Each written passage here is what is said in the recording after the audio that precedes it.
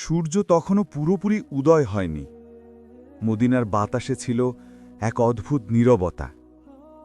গত কয়েকদিন ধরে নবী করিম সাল্লাল্লাহু আলাইহি ওয়াসাল্লামের অসুস্থতা চরমে পৌঁছেছিল। জ্বর, মাথা ব্যথা, দুর্বলতা। তবুও নবীজি সাল্লাল্লাহু আলাইহি ওয়াসাল্লাম কখনো আল্লাহর স্মরণ থেকে বিচ্ছিন্ন হননি। রাতে তিনি কিছুটা আরাম বোধ করেছিলেন। সকাল হলে তিনি চেয়েছিলেন নামাজের জন্য বের হতে। উম্মুল মুমিনিন হযরত আয়েশা রাদিয়াল্লাহু আনহা বললেন, আমি দেখলাম নবীজি সাল্লাল্লাহু আলাইহি ওয়াসাল্লামের মুখমণ্ডলে যেন আলো ঝলমল করছে। তিনি বললেন, আয়েশা, আজ আমি কিছুটা ভালো লাগছে। হয়তো আল্লাহ চাইলেন আজ আমার উম্মতের সাথে দেখা হবে। ফজরের সময় মুসলমানরা মসজিদে সমবেত হলেন। নবীজি সাল্লাল্লাহু আলাইহি ওয়াসাল্লাম তখন হযরত আয়েশা রাদিয়াল্লাহু আনহার ঘরে শুয়েছিলেন। জ্বরের কারণে তিনি দাঁড়াতে পারছিলেন না, কিন্তু ফজরের আজান শুনে তিনি পর্দা সরিয়ে মসজিদের ভেতর তাকালেন। মুহাম্মদ সাল্লাল্লাহু আলাইহি ওয়াসাল্লাম দেখলেন হযরত আবু বকর রাদিয়াল্লাহু আনহু ইমামতি করছেন। সহচরগণ কাতারে দাঁড়িয়ে আল্লাহর সামনে বিনম্র। এই দৃশ্য দেখে নবীজির চেহারা উজ্জ্বল হয়ে উঠল।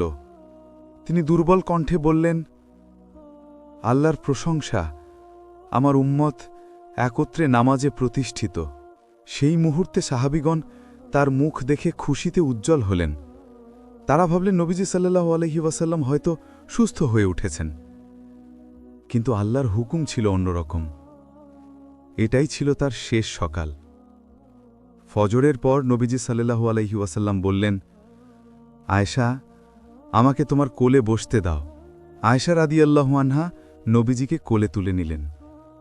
নবীজির মাথা ছিল তার বুকের উপর। তিনি দুর্বল কণ্ঠে বারবার বলছিলেন, লা ইলাহা ইল্লাল্লাহ, ইন্না লিল্লাহি রাজিউন। মৃত্যু তো কঠিন এক যাত্রা।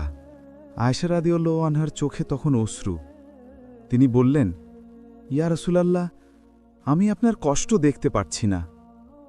নবীজি সান্ত্বনা দিয়ে বললেন, হে আয়েশা, মৃত্যুতে এই কষ্ট আল্লাহ তার প্রিয় বান্দাদের জন্য রেখেছেন, যেন তিনি তাদের সব গুনাহ ক্ষমা করে দেন। তখন হযরত আব্দুর রহমান ইবনে আবু বকর রাদিয়াল্লাহু আনহু ঘরে প্রবেশ করলেন। তার হাতে ছিল একটি মিসওয়াক, অর্থাৎ দাঁত পরিষ্কারের কাঠি। নবীজি সেটির দিকে তাকালেন। আয়েশা বুঝলেন নবীজি সেটি চাচ্ছেন। তিনি সেটা নরম করে নিজের দাঁতে ভিজিয়ে নবীজির হাতে দিলেন। নবীজি জীবনের শেষ মুহূর্তেও দাঁত পরিষ্কার করলেন। আল্লাহর দরবারে যাচ্ছেন, তাই পরিপূর্ণ পরিচ্ছন্ন থাকতে চাইলেন। নবীজি আয়েশা রাদিয়াল্লাহু আনহার কাঁধে মাথা রেখে আকাশের দিকে তাকালেন। দুর্বল কণ্ঠে তিনি বললেন, আল্লাহুম্মা ফির রাফিকিল আলা, আল্লাহুম্মা ফির রাফিকিল আলা, আল্লাহুম্মা ফির রাফিকিল আলা। হে আল্লাহ, আমাকে আরও উচ্চতর সঙ্গী অর্থাৎ জান্নাতের ফেরেশতাগণ ও নবীদের সঙ্গী দিন। এটি তিনি 3 বার বলেছিলেন। প্রতিবার তার কণ্ঠ ধীরে ধীরে ক্ষীণ হতে থাকে। আয়েশা রাদিয়াল্লাহু আনহা বললেন, আমি বুঝতে পারলাম নবীজি এখন দুনিয়া থেকে চলে যাচ্ছেন। তিনি শান্তভাবে নিঃশ্বাস নিলেন। তারপর এক গভীর প্রশান্তি ছেয়ে গেল তার মুখে। মুহাম্মদ সাল্লাল্লাহু আলাইহি ওয়াসাল্লাম ইন্তেকাল করলেন। সকাল তখন প্রায় চালত অর্থাৎ পূর্বাহ্ন। 12ই রাবিউল আউয়াল সোমবার, 11 হিজরি অর্থাৎ 632 খ্রিস্টাব্দ। আয়েশা রাদিয়াল্লাহু আনহা বললেন, আমি অনুভব করলাম তার শরীরের ভার হঠাৎ হালকা হয়ে গেল। আমি বুঝলাম আল্লাহর রাসূল সাল্লাল্লাহু আলাইহি ওয়াসাল্লাম আমাদের ছেড়ে গেছেন। তার মুখে ছিল প্রশান্ত হাসি, চোখ বন্ধ আর শরীর জ্যোতির্ময়। আয়েশা রাদিয়াল্লাহু আনহা চিৎকার করে কেঁদে উঠলেন। সাহাবীরা দৌড়ে এলেন। উম্মতে নবীর মৃত্যু সংবাদ ছড়িয়ে পড়ল। মদিনার প্রতিটি গলি, প্রতিটি ঘর থেকে কান্নার আওয়াজ শোনা গেল। হযরত ওমর রাদিয়াল্লাহু আনহু শোকে বিহ্বল হয়ে গেলেন। তিনি তলোয়ার হাতে দাঁড়িয়ে বললেন, যে বলবে নবীজি মারা গেছেন আমি তার মাথা কেটে ফেলব। আমাদের নবী মারা যাননি, তিনি শুধু মুসা নবীজির মতো আসমানে গেছেন। তখন হযরত আবু বকর রাদিয়াল্লাহু আনহু ঘরে প্রবেশ করলেন। তিনি নবীজির মুখ উন্মোচন করে চুমু খেলেন এবং বললেন, ইয়া রাসূলুল্লাহ সাল্লাল্লাহু আলাইহি ওয়াসাল্লাম, আমার মা বাবা আপনার উপর কুরবান হোক। আপনি জীবনে সুন্দরভাবে ছিলেন, মৃত্যুতেও সুন্দর।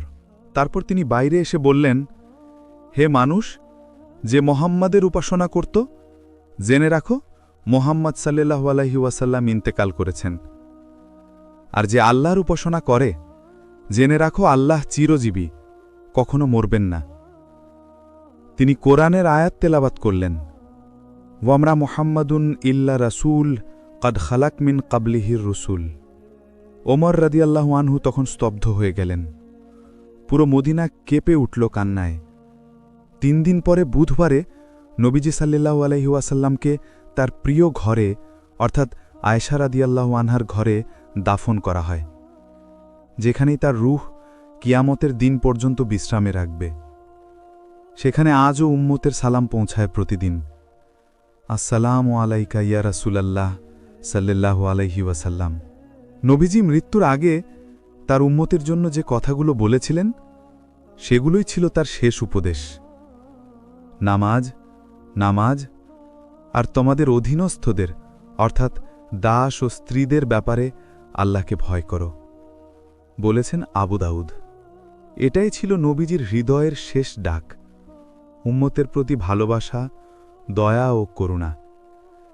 সেদিনের সকাল থেকে শুরু করে শেষ নিঃশ্বাস পর্যন্ত মুহাম্মদ সাল্লাল্লাহু আলাইহি ওয়াসাল্লাম একটিও অভিযোগ করেননি।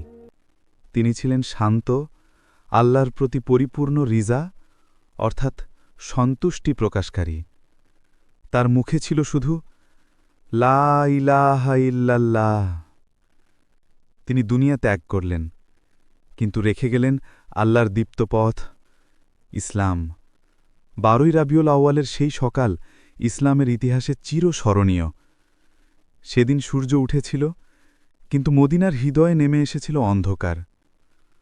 তবুও সেই আলো আজও নিভে যায়নি, কারণ নবীজির শিক্ষা, ভালোবাসা ও দয়া আজও আমাদের জীবন্ত রাখে।